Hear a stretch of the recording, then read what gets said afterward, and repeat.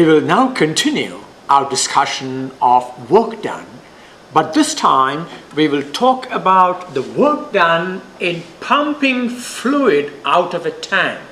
Suppose this is a water tank. This tank is full of water. You need to pump this water out through a pipe on the top.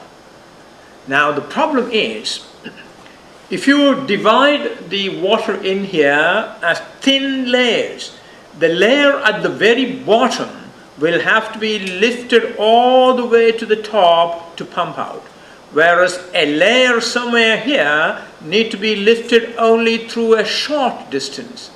That means, although the weight of each layer is the same, each layer undergoes different displacements.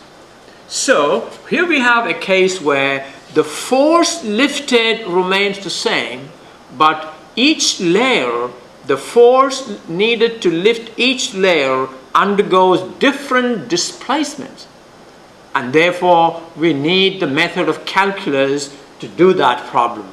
So we will now talk about the work done in pumping fluids out of tanks of different shapes and size.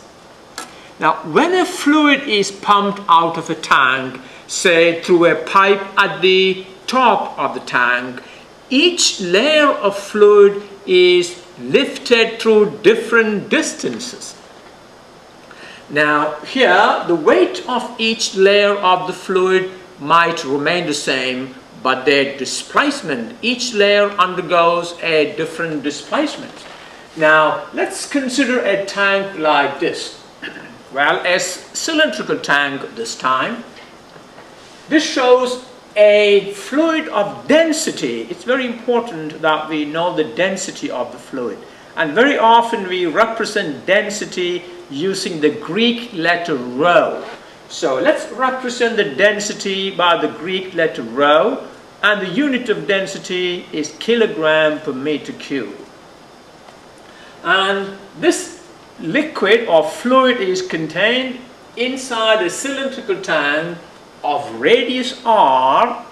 The radius of the tank is r and the height is h. Now here I have the fluid in there. That's the bottom, that's the of radius r, and the height of the tank is h. Now a layer at the bottom of the tank will have to be, if you take a layer of fluid at the bottom of the tank, it has to be lifted all the way through h so that it can be pumped out. Is that right? Yes. Now we're going to take the origin at the bottom. Now that means if you have a layer at the bottom, it has to be lifted all the way through a height h. And if you have a layer somewhere here, it will be lifted only through that height. Now that means you can have a layer anywhere from y equal to 0 to y equal to 3. Is that right? Now, if the layer is somewhere here, what is the distance of that layer from the origin? The distance, the vertical distance from the origin is actually y. So each layer of the fluid is at a distance y from the bottom.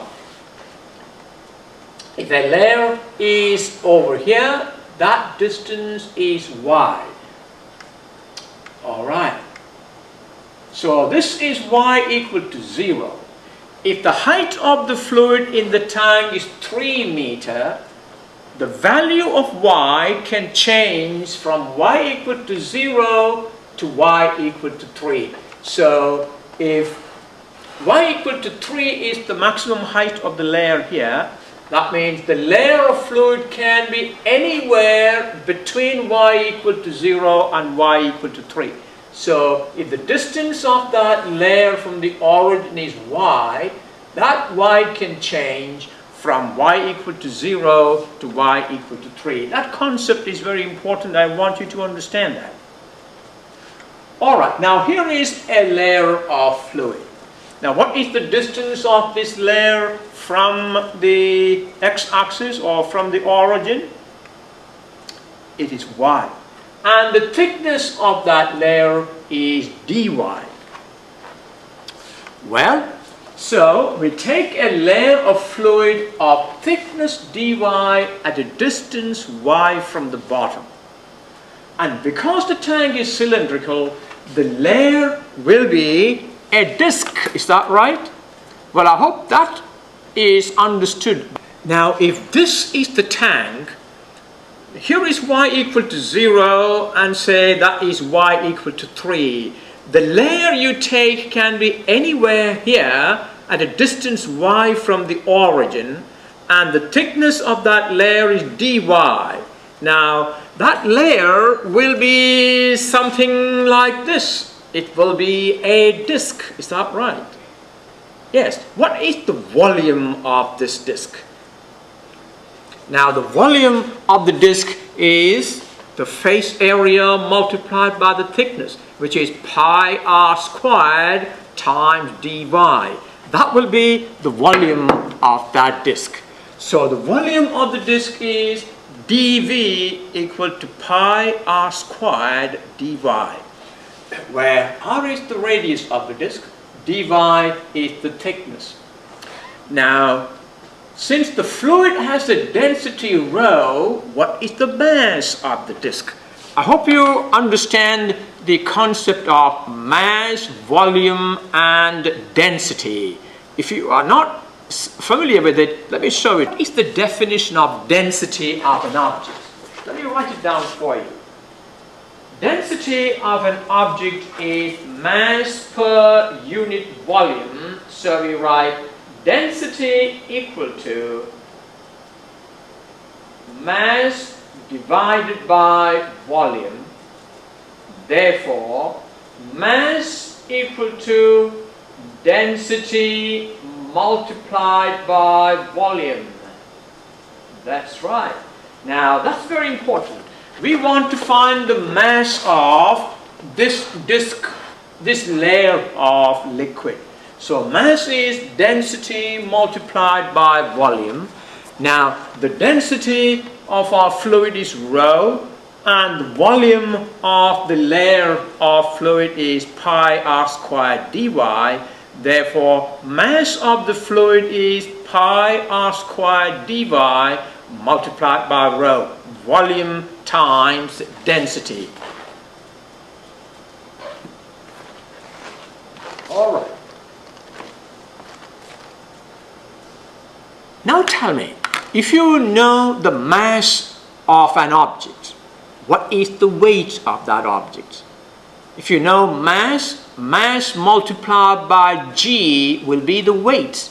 And in order to lift that object, the minimum force that you need to apply is the weight of that object.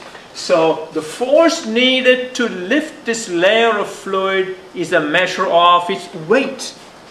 Alright, we know the mass of the fluid, therefore what is the weight of the fluid? The weight of the fluid is its mass multiplied by g. So this quantity, pi r squared dy rho, volume multiplied by density is the mass. Mass multiplied by g is the weight of the fluid. And the weight is measured in a unit called Newton, which is a force. Now let's write it like this: pi r squared rho g dy, that is the weight. And it is this weight that you need to lift through a certain height.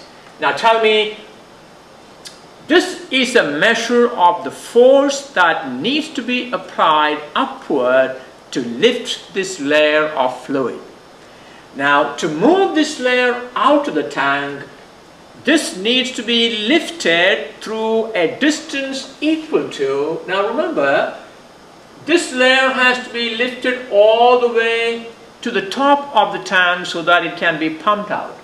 Now, what is the distance that you need to lift it? The total height of the tank is h, and the layer is at a height y from the bottom.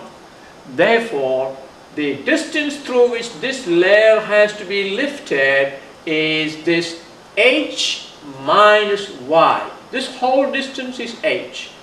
Minus y is the distance through which you need to lift that layer.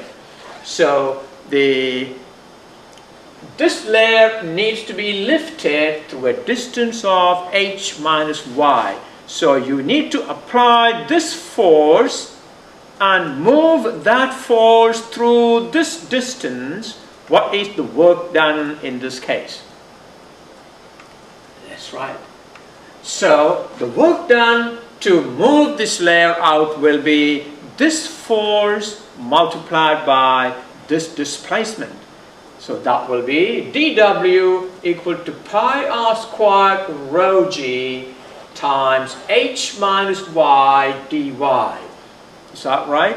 Pi r squared rho g times dy is the force times h minus y is the displacement, and that gives you the work that needs to be done to move this layer out of the tank, and that we call dW.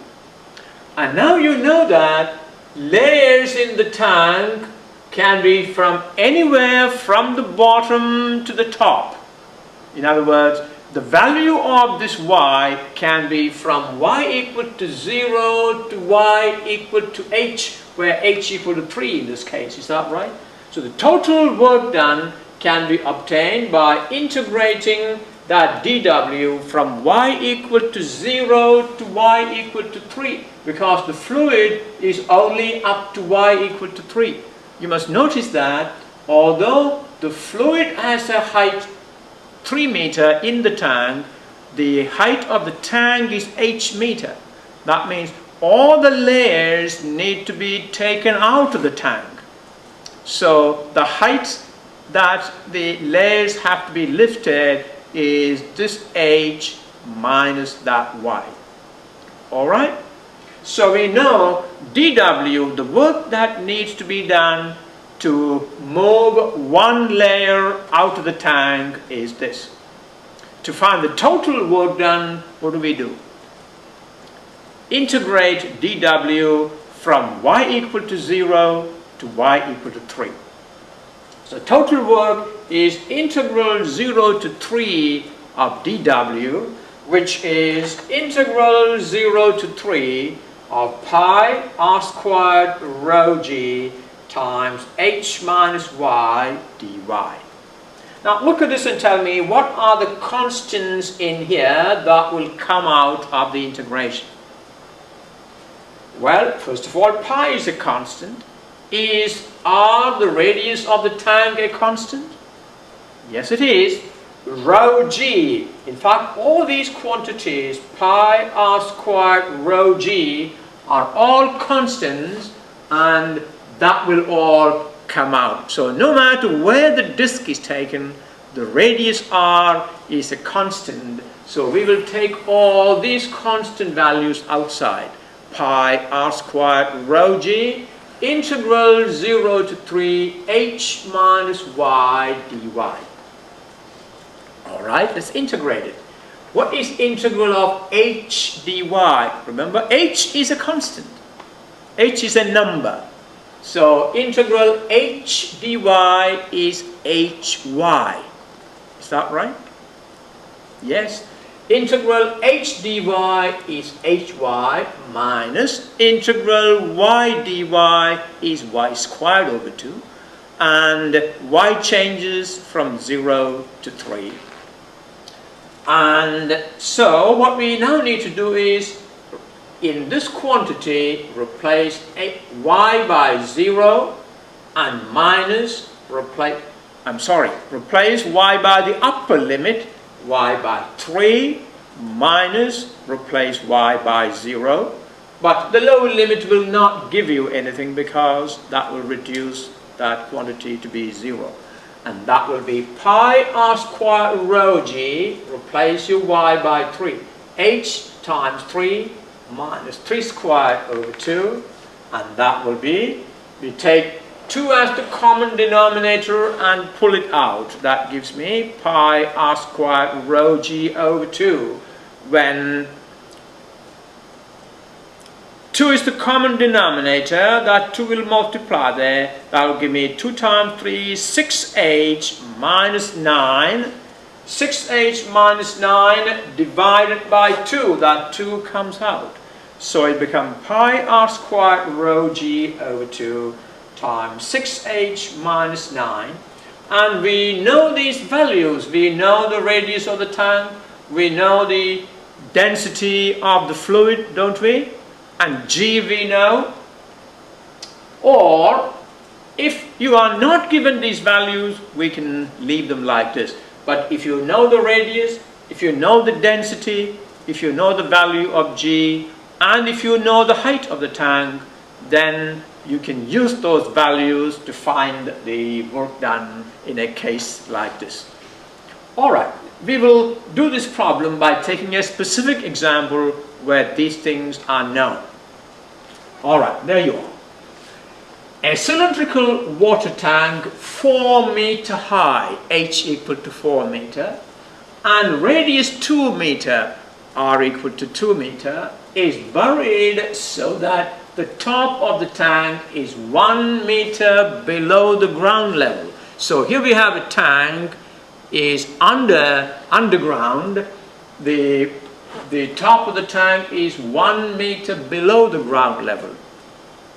If the density of water is 1000 kilogram per meter cube, that's the rho, how much work is done in pumping a full tank of water up to the ground level?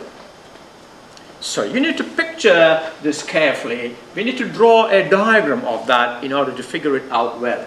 So we got the tank full of water, and what is the height of the tank? 4 meter is the height of the tank. The radius of the tank is 2 meter.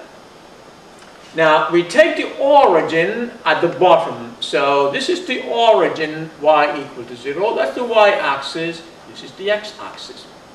And we take a layer of fluid at a distance y from the origin, and the thickness of the layer is dy, and the distance of the layer from the origin is y. So this layer is the disc of radius 2 meter and thickness dy. And where do you need to take this layer? Now remember, the top of this tank is 1 meter below the ground. So if this is the ground level, you need to pump the water all the way to the ground level. Well, let's first of all find the volume of this disc. The volume of the disc is, from our last discussion, you know what the volume is. The volume of the disc is pi r squared times dy. So let's put that down. Volume of the disc is pi r squared dy, and r we know, so we replace r by 2. That gives me 4 pi dy is the volume of the disc. And what is the mass of the disc? Mass is volume multiplied by density, where density is 1000 kilogram per meter cube. That will be 4 pi dy is the volume, times rho is the density, which is 1000 kilogram per meter cube. And that is 4000 pi dy. That is the mass of this disc of fluid. What is the weight of that disc of fluid? Weight is mass multiplied by G, where G is 9.8. So that will be 4000 pi dy, which is the mass, multiplied by G, and that will be, G is 9.8. And that gives you 39,200 pi dy is the weight of this fluid. In other words, in order to lift that disc of fluid, in order to lift it so that you can pump it, you need to apply a force equal to 39,200 pi dy. This is the weight, or that is the force you need to apply to lift it so that it can be taken out. Alright, So we now know the weight of the disc. Now, this is a measure of the force needed to lift the disc. Now, the position of the disc can change from y equal to 0 to y equal to 4. This disc can be anywhere in the tank. It can be at the bottom or anywhere between the bottom and the top. That means the value of this y can change from y equal to 0 at the bottom to y equal to 4 at the top. That's right. Now, the top of the tank is 1 meter below the ground level. So if the ground level is over here, which I don't know whether you can actually see that yellow line I have put. Now, the top of the tank is 1 meter below the ground. That means if the height of the tank is 4 meters, the bottom of the tank is actually 1 plus 4. And therefore tell me, what is the distance dy? What is the distance dy the layer is lifted to take it to the ground level? In other words, what is the distance that this layer has to be moved to take it out to the ground level? Can you tell me what that is? Well, if you notice, that is the ground level, and the total distance, the height is actually 4. 4 plus 1, 5. So this total distance is 5 meters. And the layer is at a distance y meter from the origin.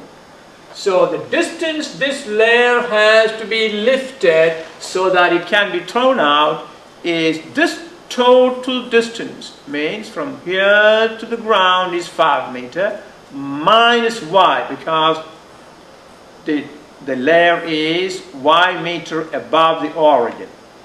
So the distance from the bottom of the tank to the ground is 4 plus 1, 5 meters.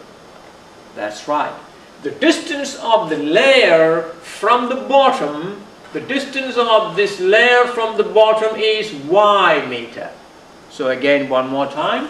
The distance of the ground from the bottom of the tank is 5 meters, and the distance of this layer from the bottom of the tank is y meter.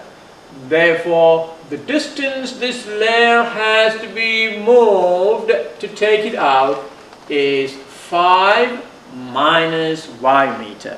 So that is the displacement of that layer. Alright? So that distance the layer has to move is 5 minus y meter. Therefore, what is the work done to move this layer to the ground? What is the work done to move this layer of liquid to the ground? It will be the force that you need. What is the force? The force is 39,200 pi dy, and this force needs to move through this distance. Therefore, the work done will be force multiplied by the distance. Work equal to force multiplied by distance, and we call that dW. The work done to move this layer is dW, this is the force and this is the distance. So that is the work done to move that layer. And now, to get the total work done, what do? All we need to do is integrate that dW from y equal to 0 to y equal to 4, because this can be anywhere inside the tank from y equal to 0 to y equal to 4. Alright, we will rewrite the dW as, take that dy to the end. That is the conventional way to write it. So that will be 39,200 pi minus 5 minus y dy is dW. The total work done is obtained by integrating these dw from y equal to 0 to y equal to 4. So that's y equal to 0, that's y equal to 4. The total work done is integral 0 to 4, 39,200 pi times 5 minus y dy. And this constant now comes out. That is 39,200 pi integral 0 to 4, 5 minus y dy. We can now integrate these. These are very simple integrals. What is integral 5 dy? It is 5y minus what is integral y dy? That will be y squared over 2. So that will be 39,200 pi times integral 5 dy is 5y minus integral y dy is y squared over 2, and y changes from 0 to 4. We can now apply the limits, apply the upper limit. Of course, you don't need to apply the lower limits because it is 0. So that will be 39,200 pi multiplied by 5 times 4 minus 4 squared over 2. And that's a very simple calculation. 20 minus 8, that will be 12. And multiply there, that will be 470,400 pi joules is the work done in pumping all of this water to the ground level. Alright, I want you to watch this one more time and make sure you understand the various arguments we were using, especially the distance the layer has to move so that it can be taken out, knowing that the ground level is 1 meter above the top of the tank. Alright, let's try another problem. An open tank has the shape of a right circular cone. Now, what is the right circular cone? Now, here I have a right circular cone. Now, why is it called a right circular cone? Because if you take a cross section, look at that. Cross section is a circle. If you take any cross section anywhere, it's a circle. So tell me, if I have a tank like this, if I take a layer of liquid there, that layer will be a disc again. That's right. But the difference here is, in the case of the earlier tank, that disc, wherever you take, had the same radius. The radius remained a constant. But in this case, if you take the layer at different positions, its radius will not be the same, will it be? Now, let me see if I can show that to you, if I can get this marker.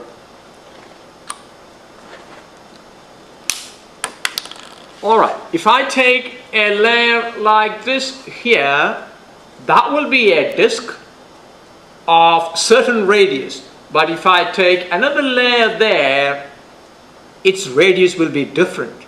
That means as you go from the bottom to the top and you take layers after layer, each layer will have a different radius, but each will be a circular disc. Alright, so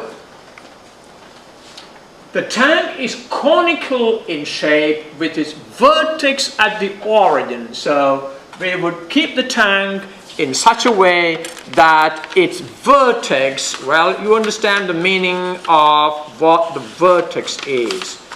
Well, if this is our cone, this is the vertex. So this is the vertex. We will keep the vertex at the origin. So that's the origin, that's the x-axis, and that's the y-axis. The tank is 3 meters high, so that distance is 3 meters. This is 3 meters. And it is 4 meters across. What does that mean? It is 4 meters across. That means this distance is 2 meters. That also is 2 meters. So if you cannot see these writings, watch again. The height of the tank is 3 meters. So this is 3 meters. That height is 3 meters. And the tank is 4 meters across, means at the top of the tank, that distance is 4 meters. So if this is the center, this is 2 meters, and that is 2 meters. That's the meaning there. And the tank is filled with water. There you go. Now we take a layer of thickness dy at a distance y above the origin. So we take a disk somewhere here. There you go. And remember that layer will be actually a disk. Is that right? So we take a layer of thickness dy at a distance y from the origin. That's your y. And we go through the normal calculation. We find the weight of that disk. We then need to lift that disk out of the tank and so on. But before we do that, we need to deal with the radius. Remember, the radius will be different for different layers. So the radius of the disk need to be expressed as a function of y, because as y changes, the radius will also change. Now this layer of disk has a radius r which changes with y. That means this radius r need to be expressed as a function of y.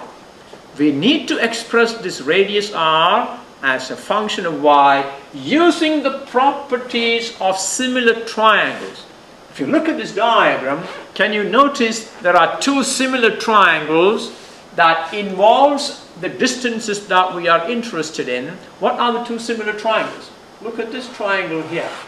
That is a right triangle, and this is another right triangle. They are similar. Well, similar means they are equiangular. Is that right?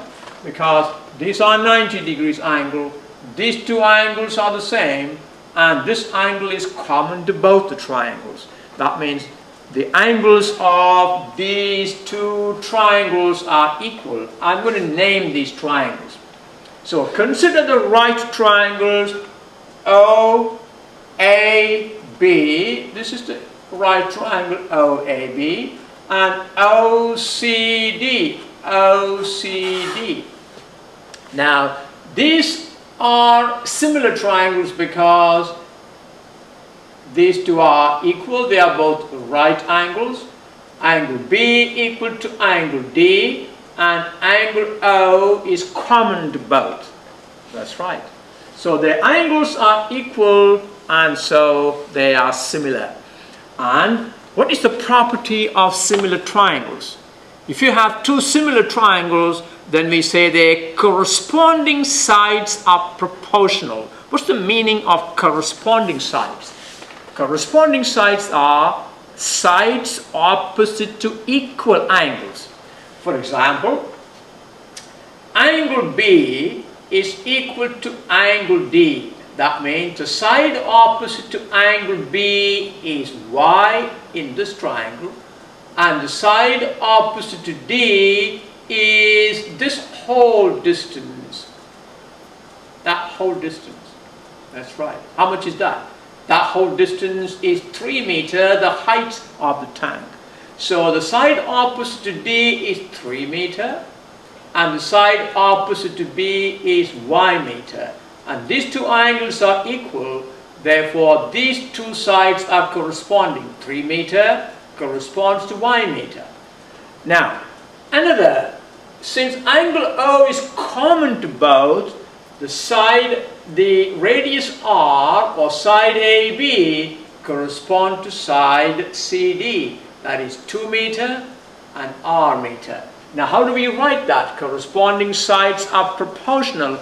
Means if you write a ratio, if you take a ratio of R over y in the small triangle, it must be equal to 2 over 3 in the big triangle. So in triangle OCD, CD equal to 2, OC equal to 3.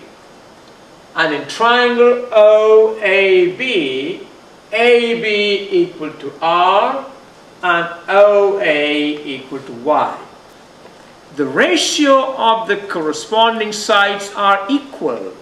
That means I can say 2 divided by 3. 2 divided by 3. What is the side corresponding to 2? That is R. What's the side corresponding to 3? That is Y. So 2 divided by 3 equal to R over Y. Watch again. Corresponding sides. The side in the small triangle corresponding to 2 in the big triangle is R. The side in the small triangle corresponding to the side 3 in the big triangle is Y. That is 2 over 3 equal to R over Y. Now you can represent R as a function of Y.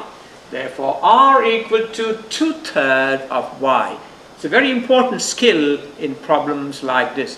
So wherever we have R, it can be replaced by 2/3 of Y. That means wherever this layer is, its radius will be 2/3 of Y. Radius will change with Y. Okay, so we got R of Y equal to 2/3 Y. Now another way to find R as a function of Y is to find the equation of the line OD. If you want to find the equation of the line OD and solve for X, you can try this on your own. How do you find the equation of the line OD? I can give you some hint. Now O is the origin, that is 0, 0. And what are the coordinates of D? The coordinates of D are, since this is 2 meter, X equal to 2, Y equal to 3. So the coordinates of D are 2, 3. So find the equation of the line that joins 0, 0 and 2, 3. That will be the equation of this. And then solve for X, because that is the distance X. That will give you the same. Try that on your own and see whether you can produce the same result. R of Y equal to 2/3 of Y. Alright. Now what is the volume of the disk? Now we spend so much of time now to express that radius as a function of Y, because the volume involves that radius. The volume of the disk is pi r squared dy. Alright, so the volume of the disk is pi r squared dy, but r need to be replaced by 2/3 of Y. So that will be pi times 2/3 of Y all squared dy. And simplify that, that will be 4 pi over 9 Y squared dy. That is the volume of the disk. Well, what is the mass of that disk? Mass of the disk is volume multiplied by density. This is water, and the density of water is 1000 kilogram per meter cube. So that will be 4 pi over 9 Y squared dy times rho, and rho is 1000 kilogram per meter cube, and multiply that, it will give you 4000 pi divided by 9 Y squared dy is the mass of the disk. Alright? What can you find once you know the mass?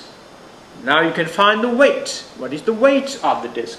Weight is mass multiplied by G. So that will be, this is mass multiplied by G is 9.8, and let's multiply that out. That will be 39,200 pi divided by 9 Y squared dy.